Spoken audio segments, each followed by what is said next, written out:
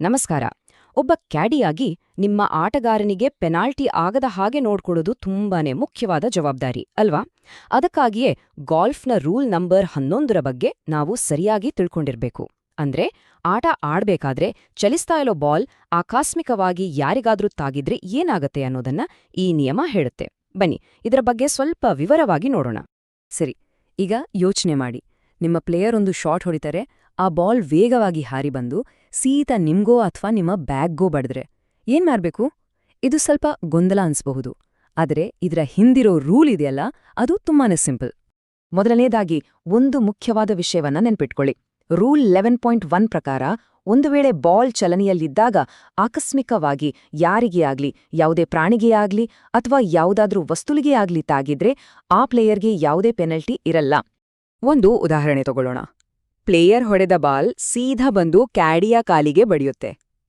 ಆಗೇನಾಗುತ್ತೆ ನೋಡಿ, ಇದು ಬೇಕು ಅಂತ ಮಾಡಿದ್ದಲ್ಲ ಅಲ್ವಾ?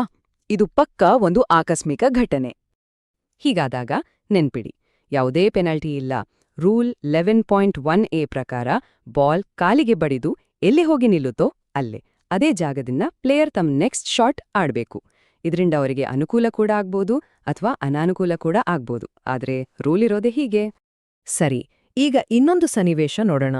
ಬಾಲ್ ಬಂದು ಬರೀ ತಾಗಿ ಹೋಗ್ಲಿಲ್ಲ, ಬದಲಾಗಿ ಅದು ನಿಮ್ಮ ಮೇಲೆ ಅಥವಾ ನಿಮ್ಮ ಗಾಲ್ಫ್ ಬ್ಯಾಗ್ ಮೇಲೆ ಬಂದು ನಿಂತುಬಿಟ್ರೆ ಆಗೇನ್ ಮಾಡೋದು? ಇಲ್ಲಿ ರೂಲ್ ಸ್ವಲ್ಪ ಬದಲಾಗುತ್ತೆ. ಈ ಸಂದರ್ಭದಲ್ಲಿ ಪ್ಲೇಯರ್ಗೆ ಒಂದು ಫ್ರೀ ರಿಲೀಫ್ ಸಿಗುತ್ತೆ. ಇಲ್ಲಿ ಕ್ಯಾಡಿಯ ಜವಾಬ್ದಾರಿ ಬಹಳ ಮುಖ್ಯ. ನೀವು ನಿಮ್ಮ ಪ್ಲೇಯರ್ಗೆ ಸರಿಯಾಗಿ ಸಹಾಯ ಮಾಡಬೇಕು. ರೂಲ್ 11.1b1 ಏನ್ ಹೇಳುತ್ತೆ ಅಂದ್ರೆ, ಬಾಲ್ ಬ್ಯಾಗ್ ಮೇಲೆ ನಿಂತಿದ್ರೆ ಮೊದಲು ಆ ಬಾಲ್ನ ನೇರ ಕೆಳಗೆ ನೆಲದ ಮೇಲೆ ಇರೋ ಸ್ಪಾಟ್ ಯಾವುದು ಅಂತ ಗುರ್ತಿಸ್ಬೇಕು. ಆಮೇಲೆ ಆಟಗಾರರು ಆ ಗುರ್ತಿಸಿದ ಜಾಗದಿಂದ ಒಂದು ಕ್ಲಬ್ ಲೆಂಗ್ತ್ ಅಳತೆ ಒಳಗಡೆ ಹೋಲ್ಗೆ ಹತ್ರ ಹೋಗದ ಹಾಗೆ ಬಾಲ್ ಡ್ರಾಪ್ ಮಾಡಬೇಕು. ಇದು ಸರಿಯಾದ ಪ್ರೊಸೀಜರ್. ಬನ್ನಿ ಈಗ ಇನ್ನೊಂದು ತುಂಬಾನೇ ಮುಖ್ಯವಾದ ಪಾಯಿಂಟ್ಗೆ ಬರೋಣ. ಅದೇನಂದ್ರೆ, ಈ ತರದ ಆಕಸ್ಮಿಕ ಹಿಟ್ ಒಂದು ವೇಳೆ ಪುಟಿಂಗ್ ಗ್ರೀನ್ ಮೇಲೆ ಆದ್ರೆ ಅಲ್ಲಿ ನಿಯಮಗಳು ಪೂರ್ತಿಯಾಗಿ ಬೇರೆ ಇರುತ್ತೆ. ಇಲ್ಲಿ ನಾವು ತುಂಬಾ ಜಾಗರೂಕರಾದಿರ್ಬೇಕು.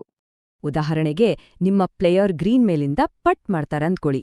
ಆ ಬಾಲ್ ಹೋಗಿ ಇನ್ನೊಬ್ಬ ಪ್ಲೇಯರ್ಗೆ ಅಥವಾ ಅವರ ಬ್ಯಾಗ್ಗೆ ತಾಗಿದ್ರೆ ಆಗ ಪರಿಸ್ಥಿತಿ ಏನು?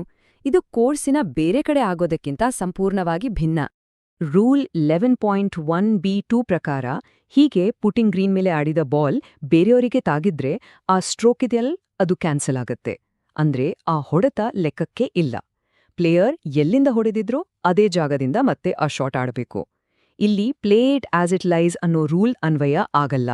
ಇದು ತುಂಬಾ ಮುಖ್ಯ. ಸರಿ, ಈಗ ಕ್ಯಾಡಿಗಳು ಸಾಮಾನ್ಯವಾಗಿ ಮಾಡೋ ಒಂದು ದೊಡ್ಡ ತಪ್ಪಿನ ಬಗ್ಗೆ ಮಾತಾಡೋಣ. ಈ ಒಂದು ತಪ್ಪು ಮಾಡಿದ್ರೆ ನಿಮ್ಮ ಪ್ಲೇಯರ್ಗೆ ನೇರವಾಗಿ ಪೆನಾಲ್ಟಿ ಬೀಳುತ್ತೆ. ನೋಡಿ, ಆಕಸ್ಮಿಕವಾಗಿ ಬಾಲ್ ತಾಗೋದು ಬೇರೆ, ಆದ್ರೆ ಬೇಕು ಅಂತ ಉದ್ದೇಶಪೂರ್ವಕವಾಗಿ ಬಾಲ್ ತಡೆಯೋದಿದೆಯಲ್ಲ, ಅದು ಪೂರ್ತಿ ಬೇರೆ. ಯೋಚನೆ ಮಾಡಿ, ನಿಮ್ಮ ಪ್ಲೇಯರ್ ಹೊಡೆದ ಬಾಲ್ ವಾಟರ್ ಹಜಾರ್ಡ್ ಕಡೆ ಹೋಗ್ತಾ ಇದೆ. ಅಯ್ಯೋ, ಬಾಲ್ ನೀರಿಗೆ ಹೋಗುತ್ತಲ್ಲ ಅಂತ ಕ್ಯಾಡಿ ತನ್ನ ಕಾಲನ್ನ ಅಡ್ಡ ಇಟ್ಟು ಅದನ್ನ ನಿಲ್ಸಿದ್ರೆ ಏನಾಗುತ್ತೆ? ರೂಲ್ 11.2 ಪ್ರಕಾರ ಇದು ದೊಡ್ಡ ತಪ್ಪು. ಯಾಕಂದ್ರೆ ಚಲನೆಯದಿರೋ ಬಾಲನ್ನು ಬೇಕು ಅಂತ ನಿಲ್ಸಿದ್ರೆ ಅಥವಾ ಅದರ ದಿಕ್ಕನ್ನು ಬದಲಿಸಿದ್ರೆ ಆಟಗಾರನಿಗೆ ಜನರಲ್ ಪೆನಾಲ್ಟಿ ಬೀಳುತ್ತೆ. ಅಂದ್ರೆ 2 ಸ್ಟ್ರೋಕ್ ಪೆನಾಲ್ಟಿ. ಹಾಗಾಗಿ ಈ ತಪ್ಪನ್ನ ಯಾವತ್ತೂ ಮಾಡಬೇಡಿ. ಹಾಗಾಗಿ ಕ್ಯಾಡಿಯಾಗಿ ನೆನಪಿಡಬೇಕಾದ ಒಂದು ಮುಖ್ಯ ಅಂಶ ಅಂದ್ರೆ, ಒಬ್ಬ ಪ್ರೊಫೆಷನಲ್ ಕ್ಯಾಡಿ ಆಗಲು ಆಟದ ಫಾರ್ಮ್ಯಾಟ್, ಅದರ ಅರ್ಥ ಮತ್ತು ಅದರ ತಾಂತ್ರಿಕತೆಗಳ ಬಗ್ಗೆ ಚೆನ್ನಾಗಿ ತಿಳಿದುಕೊಂಡಿರಬೇಕು. ಮುಂದಿನ ಎಪಿಸೋಡ್ನಲ್ಲಿ ಸಿಗೋಣ.